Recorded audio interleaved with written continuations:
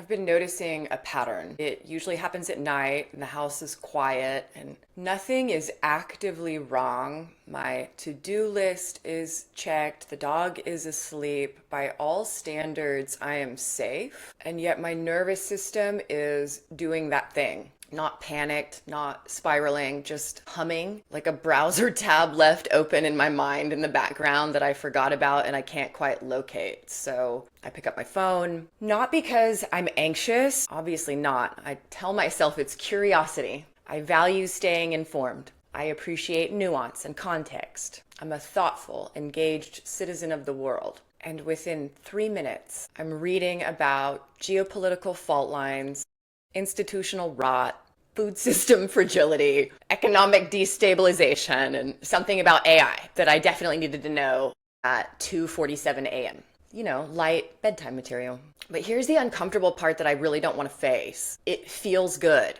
My mind starts connecting dots. This explains that. That connects this. Of course this is happening. Look at that pattern. There's this hit of coherence.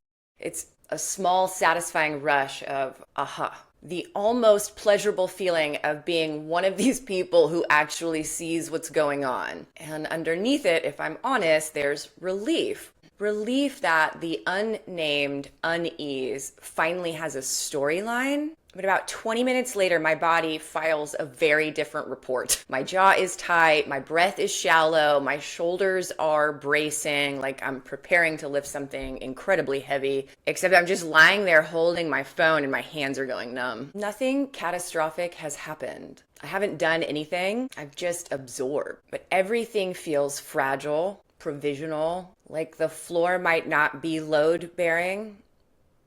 And then in that fragility, my mind wants more information because maybe if I just understand it fully, completely, comprehensively, with all available data, I won't feel this edge anymore. That is 63 in its shadow. Not dramatic, not loud, just very persistent. Gate 63 holds the frequency spectrum of doubt, inquiry, and truth. And doubt isn't the villain here. Let me be clear about that. Doubt is intelligence under pressure. It's the mind doing its actual job, trying to reconcile complexity without a clean map. And that's a reasonable thing for a mind to do. But in the shadow frequency, doubt stops being flexible. It starts to tighten up. It becomes chronic mental scanning, a kind of relentless triage where nothing is ever fully cleared. So what are we missing? What is actually going on underneath that? Who's manipulating what? Is the ground stable? Is any of it stable? Was it ever?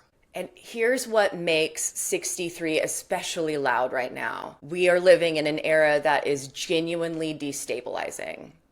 And that isn't paranoia, that's accurate. But we also live in an era where algorithms are optimized for outrage, where certainty spreads faster than nuance, and where measured perspectives aren't what's trending. So a mind wired for pattern recognition ends up swimming in unresolved loops all day, and it feels like it's doing research. The head center, the pressure center that this gate lives in, wants closure. And when closure isn't available, it tries to manufacture it. Sometimes through conspiracy, sometimes through ideology, sometimes through what I'd call spiritualized doubt. I'm just a seeker of truth. And that last one is sneaky because it wears really good clothing. The shadow of 63 isn't foolishness, it's urgency dressed up as discernment. It's the belief that safety lives somewhere on the other side of a very definitive answer. And here's the part that I had to sit with. There is genuine stimulation and mental intensity. The brain likes to solve shit. It likes decoding. It likes the feeling of being ahead of the curve.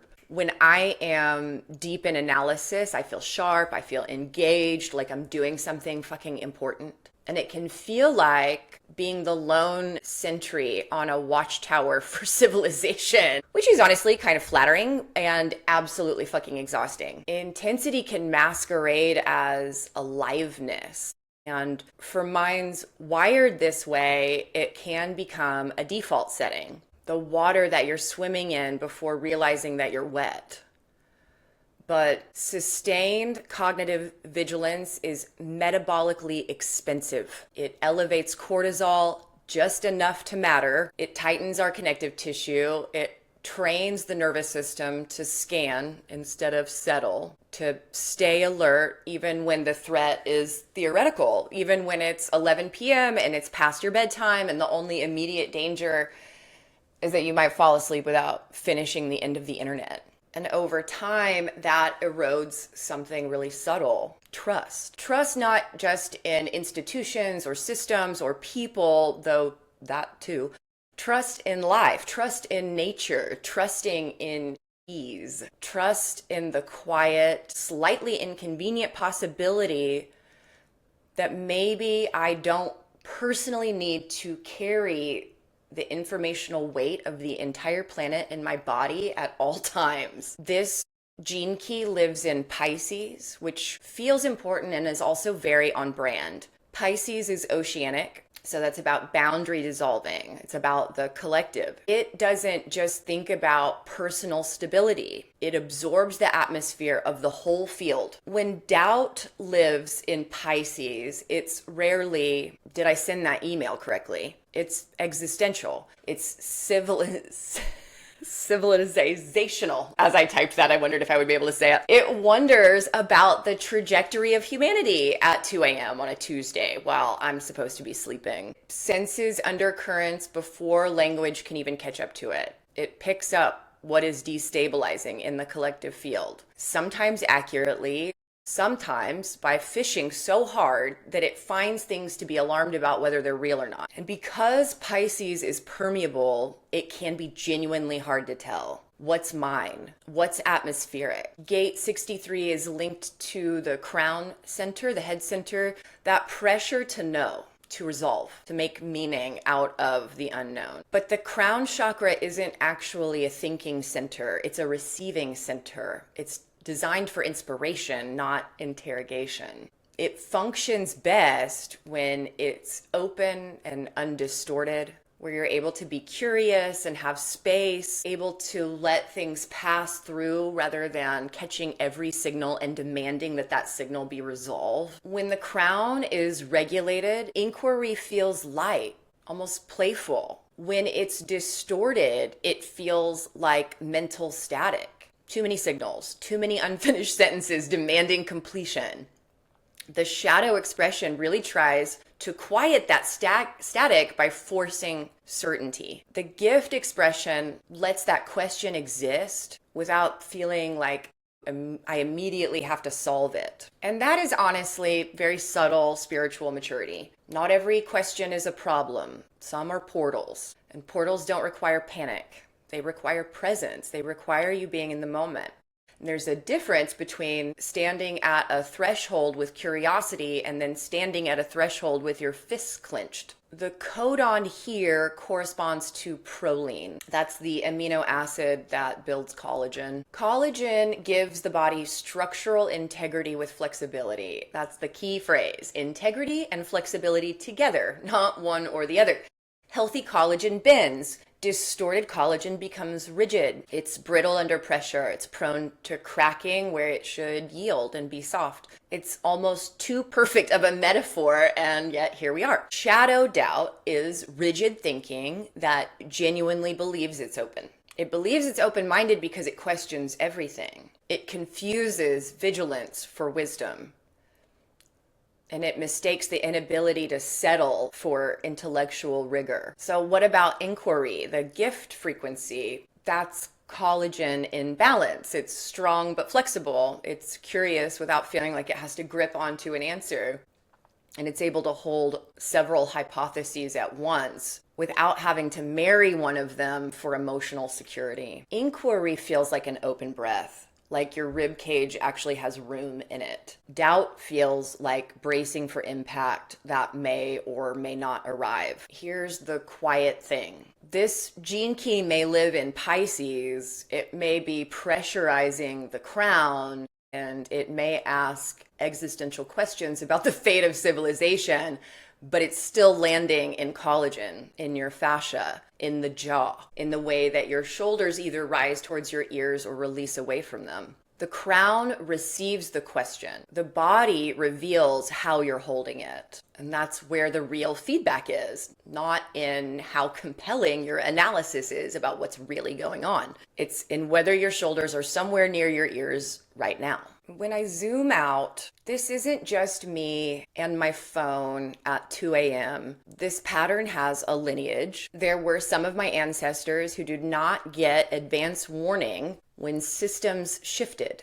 right? So financial collapse, political upheaval, betrayals, scarcity arrived with no news, no announcement. And then the nervous system adapted to that by staying alert and anticipating danger.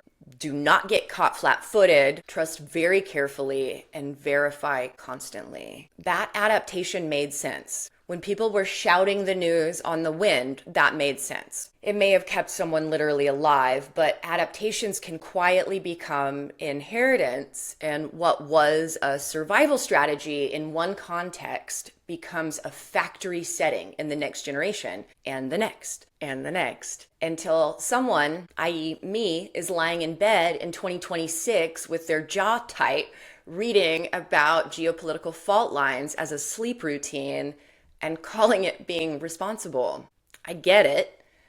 If I see it coming, I won't be blindsided, right? But here is where 63 keeps teaching. Constant anticipation does not prevent collapse. It only prevents rest.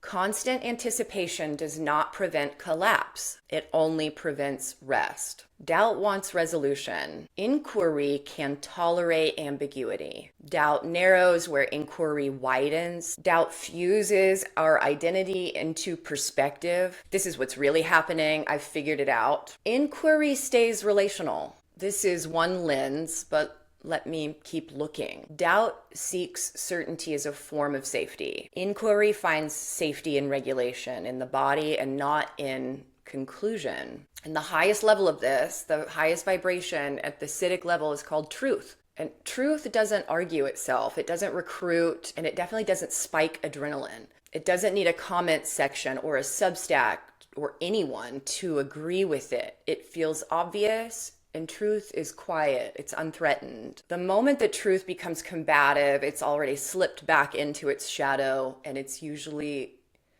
loudly insisting that it hasn't done that. So here is really what to watch for this week, because a lot is happening astrologically and obviously coinciding directly with what's happening in the world. Here's a slight physical tell when your curiosity slips into compulsion. You might lean forward slightly. There's a kind of quickening inside of you that's like just one more swipe type of feeling. Notice if you're consuming information to understand it or to regulate. These things feel similar inside, but they produce very different results inside the body. Notice if you feel subtly superior for seeing patterns that other people don't. That's another shadow expression.